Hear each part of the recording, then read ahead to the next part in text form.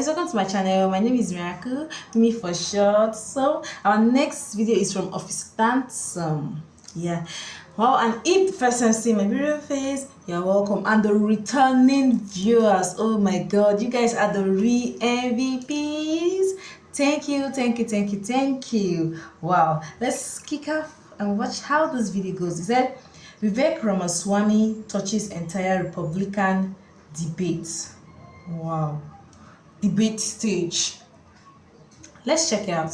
First of all, Chris Christie also doesn't know what provinces in eastern Ukraine he actually wants us to fight for.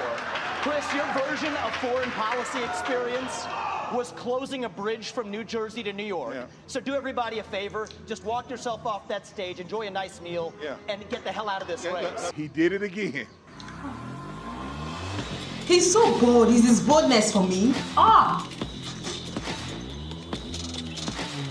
This video is brought to you by my friends over at YRefi.com. If you are afraid of the economy and you're looking for a secure, collateralized investment, this is your opportunity. And the investment is helping other people. Let me just explain real quick, because I heard that YRefi was getting people up to 10% fixed returns. And I said, well, how in the world are they doing that? I need to learn more. Went to their office right here in Scottsdale, Arizona, and I talked to them there, and they explained to me that they are allowing investors to help them help other people, and that's pretty much how they're getting a return. And this is the situation that really sparked it for me, was that there are people in this country that have student loan debt, and people that have private student loan debt that have defaulted or whatever the case may be, they need help.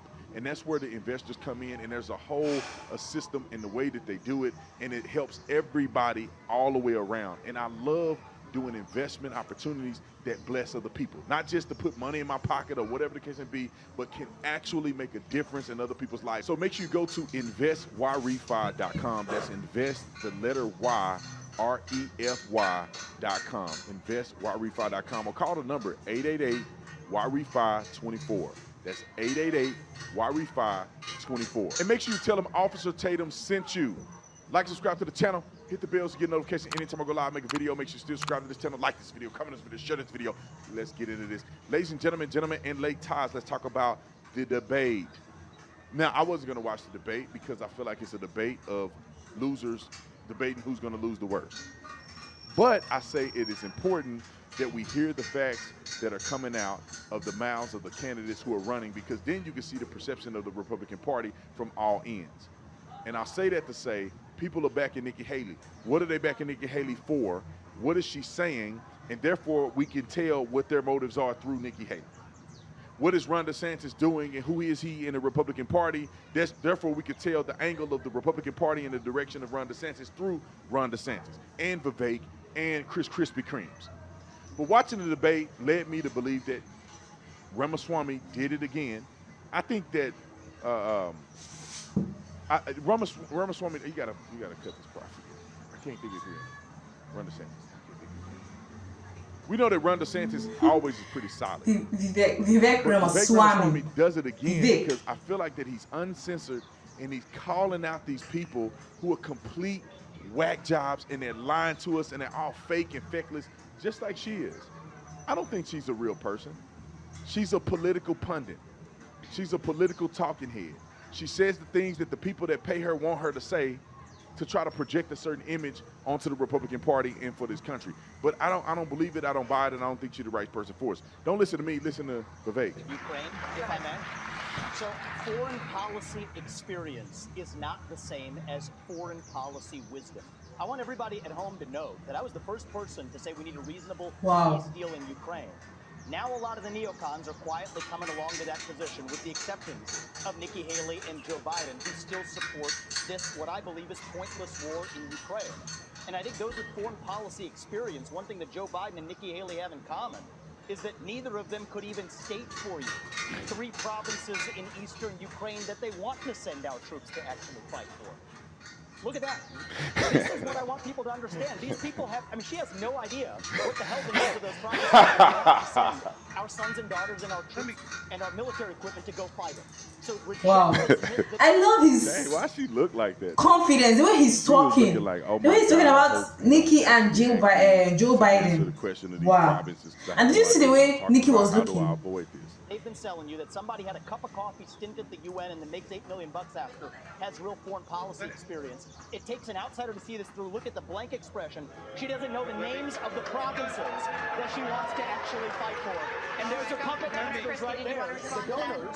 The donors right there that are playing her like the puppet masters. Let me tell you something. Look at this guy. Like every time I look at him, I'm like, I hope he don't stroke out on the TV. Because he looked like he uncomfortable. He's leaning on the podium. He ain't even standing up. He's leaning on the podium.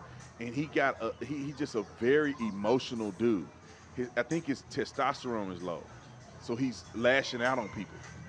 That's That's not my deal. That's not my deal. Yes, it's exactly what you I'll said. describe You my do deal this to at you. every debate. I'll tell you exactly what no, it is. don't I'll interrupt tell me. you I what to didn't do. interrupt you. Okay? You say them this. about how you You wanna do send our this. kids to die. You Go do for this it. at every debate. You go out on the stump and you say something. All of us see it on video. We confront you on the debate stage. You say you didn't say it, and then you back away. And I want to I'll say tell you what? exactly No, what I said, Chris. I'm not done yet. Well, this now is look. This is and here's the nonsense. This man is spewing. This man is spewing nonsense. I'm not done yet.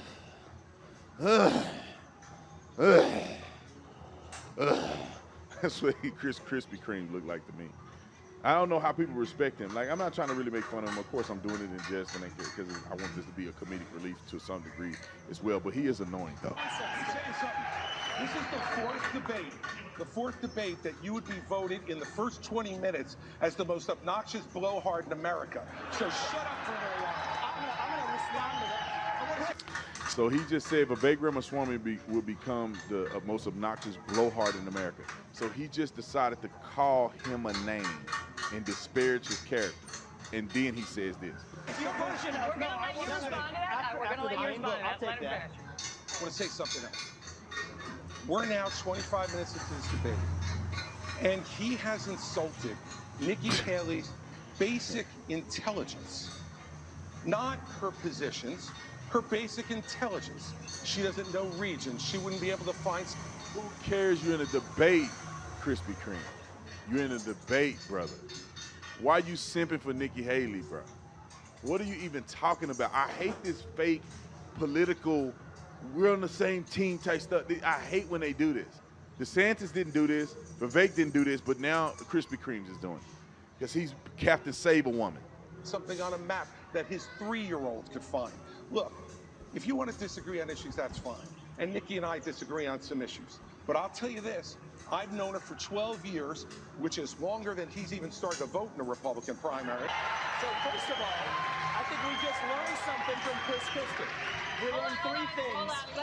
We learned three things right there. First of all, Chris Christie also doesn't know what provinces in eastern Ukraine he actually wants us to fight for. Chris, your version of foreign policy experience was closing a bridge from New Jersey to New York. Wow, Vivek is so intellectual. Like, Enjoy what? a nice meal and get the hell out of this race. Little skinny Vic. I just like the way Vivek he's so be bold talking as he's speaking. Mad noise, man. Like, Be talking reckless.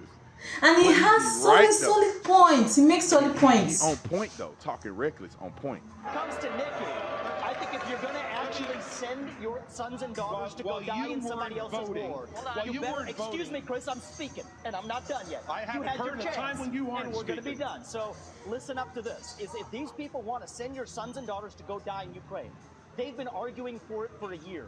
$200 billion of our taxpayer money sent over. Neither of them could even name for you the provinces that they actually want to protect. And this is the people who have been touting their so-called foreign policy experience. It is intellectual fraud. These people are lying to you, the same people who told you about weapons and mass destruction in Iraq. To justify that invasion, didn't know the first thing about it, yet they sent thousands of their sons and daughters to go die. Guys, The like, same people who told you the same in Afghanistan, where the Taliban is still in charge 20 years later. $7 trillion of our national debt due to these toxic neocons. You can put lipstick on a Dick Cheney. It is still a fascist neocon. Thank you, You're going to Mr. see that Ramaswamy. today. Thank you, It's Mr. Dick Cheney Ramaswamy. all over again in this party. Thank you, Mr. Ramaswamy. Mr. Ramaswamy, you have said it was Mr. Ramaswamy. irresponsible for Ambassador Haley to call Hamas's terrorist rampage an attack on America and for her to, quote, rabidly shout, finish them, end quote. The Hamas... Let me say this, because after listening to Vivek Ramaswamy's response, I see where he's coming from. I am on the train of radicalized theology when it comes to what Hamas did and how Israel should retaliate. But I do believe that Vivek gave a very succinct, powerful statement, and I'm going to let you listen to it. terror attack left dozens of Americans dead and was the deadliest attack on Jews since the Holocaust. Why wouldn't it be a good thing to finish Hamas? Finish them was purposefully vague in a discussion that included Iran, which is what I objected to. And I think it's, as U.S. president, you have to be responsible. What happened to Israel was dead wrong. What Hamas did was medieval. It was subhuman. It was immoral. And we have to call that out for what it is on October 7th. But to say that that was an attack on America fails a basic test. I mean, Nick, if you can't tell the difference between where Israel is and the U.S. is on a map, I can have my 3-year-old son show you the difference. That is irresponsible because it has major consequences, because that doesn't leave room for what actually is an attack on America. So I believe I have the strongest pro-Israel position actually on the stage, even though it's a little bit different than the standard GOP talking points. Now, see, he made a good point there. He goes on to talk about how he is the pro-Israel fighting in the war, and America and other people need to get out their way and let them do what they need to do to eliminate Hamas. So he did say that, which I agree with 100%. But Ron DeSantis came back with something that I thought was even more powerful. I love Ron DeSantis' stance on it. And so in the next video, I want to play some of the highlights from Ron DeSantis because I think he did an incredible job tonight. But I only have time for Vivek Ramaswamy. So watch Vivek Ramaswamy's response. I hope you enjoyed it. Tell me what you think in the comment section. Who do you think won the Biggest Loser debate?